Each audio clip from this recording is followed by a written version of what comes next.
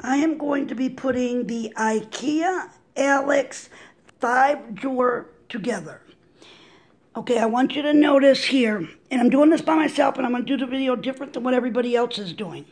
Okay, these two here are your sides, which would be the sides like this. These big round circles, make sure they're facing you. So if you're me looking at that, that's what you're going to have those. Okay? This piece here, and it has very big holes, 6 of them. It's the only one that has 6 big holes. That's the back of your IKEA dresser. Okay, these last two here, okay, trying to keep it, so, okay, let me get back over here. Okay, on the left, over here, that's the bottom. On the right, that's the top. Now, if you notice, as I'm getting closer, see the small holes, they're even all the way up, okay, on both sides. On the bottom, there's 6 holes, but 4 of them are at the corners, and at an angle goes to the other 6. So there's more, the holes are different shapes. Also, on the top, that has the marks that go all the way up, it's like this. So it's obvious that's the top. Just want to mention real quick, on your back piece, which I was showing you, had the 6 big holes. On each side, you're going to see these holes. And this is what I'm going to show you what we're putting into it. Real quick, I want to mention about the hardware. I lined all these up right here on my tray, minus these 2, which are the 12 and 16 ones right here. And what I wanted to show you about them, they are different sizes. One's higher than the other. Okay. You got a small one and a big one. Okay. Then you got these. Right now, we need 6 of these and 4 dowels. That's what you need for the next step. Okay, I want to show you. I took this one here. It's the only one in the tools, the hardware, that you'll see that looks like this. And I placed them all along the sides where they belong. Okay, if you notice, there's a circle here and a hole there. I didn't put nothing there on both sides. Now this one, I got to put the dowel in. And when you get to the sides, you're going to notice there's 3 really big holes and 2 small holes. This dowel will only fit in this small hole. Okay, now you see it looks like this. Okay, the dowels basically line up with this because that's the hole they're going to go into when I bring this sideways. Okay, now it should look like this. Look at the 6 big holes in the back. They got to be facing the inside of your cabinet. Same down there. All those holes have to be facing on the inside. We're going to take 6 of these big ones for these back ones. And what it's going to do, you see the screw down there that's coming from this board? And make sure this is even. You know, if this is crooked or whatever, make sure everything's snug before you start doing this. Okay, you're going to take it. You see you got 2 sides. We're going to see that. We're going to flip it just like this right over because we want this to go on top of that screw down there. Okay? This is what's going to lock it in. We're going to do this on all 6. Then you're going to take your screwdriver like this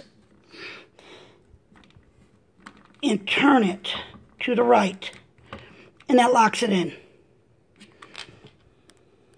Okay, I want to point something out to you guys before I go any further.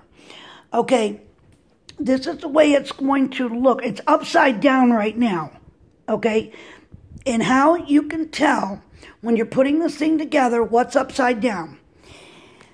Okay, and make sure, like I said, you have those 6 holes that have those locking bracket things that I put in. Make sure those are facing inside the drawer. And then down here at the bottom, on both sides, you got those same holes. There's 3 of them on each side. There's a total of 6. Okay, that's the top. This is the top at the bottom right here. I just got it upside down so I can put the bottom on. But how you can tell is you have this. See how big this is? Okay, go down another drawer, same thing. Then it gets smaller, okay? Because your smaller drawers are actually on top. So this is your top down here. So let's put the bottom on now. Okay, here's the top. This is the inside of the top. But I want to point something out. See right here? These are these pieces. And if you notice, it's got a little groove that where you should stop at, right where my finger's at. And you'll notice right here. See, I got some that's not put in yet. Okay, but when you put it in, you want it to be right snug to the bottom here. Don't leave any left over up, and make sure you take it all the way down to the board. Because if not, it won't go into the lock thing like it's supposed to. That's very important. And again, this is a piece. And I'll make sure to put the numbers on there. Okay, now what we got to do is take, this is the top of the inside. We got to take the big ones, these are these locking mechanisms, okay? And we got to put 3 alongside on this side and repeat it on the side here. Again, you're going to see that screw in there.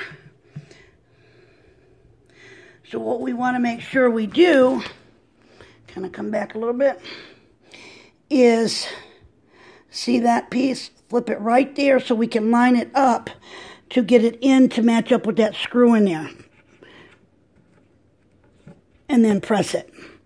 If for some reason it doesn't want to go in, because you may have got the piece that screwed in too much this way, just take your little rubber hammer and push a little tad hits here, and then try again, and it will go in, and then go back on this side and tap it a little bit, and then lock it into place. And do that with all 3 on this side and the 3 on this side. Now that you got them all in, take your flat head and stick it in there and turn it to the right. And you'll see it, pull in a little bit so you know that you actually have it. Okay, and you can tell because it won't go no other way. I mean, it won't go no more. So you'll know that you got it tight enough. This is really important. This is the bottom piece. Okay, make sure you pay close attention to the bottom piece. You have, 5 holes on each side. But you turn it around,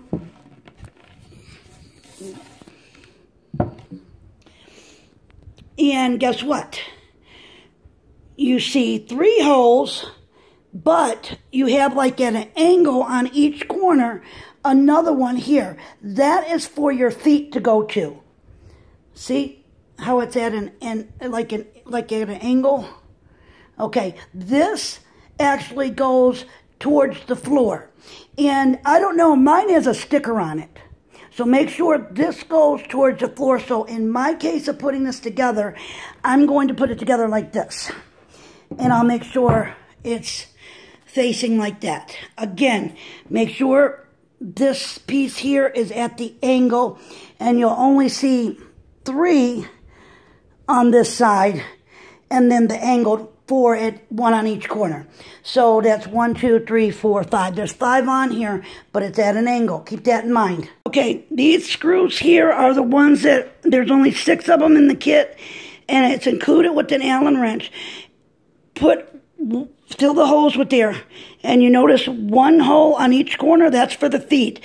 So screw these in with your Allen wrench. I want to share a tip with you. I found if you hold your finger here as you're turning the Allen wrench, each time you put it in, it will help guide it straight down because you're helping to hold that until it gets caught. But I would leave my finger there as you're turning this until you can get all the way down as far as you can. And you know when you let go and you have to tighten up with just this, it's not going to go crooked on you.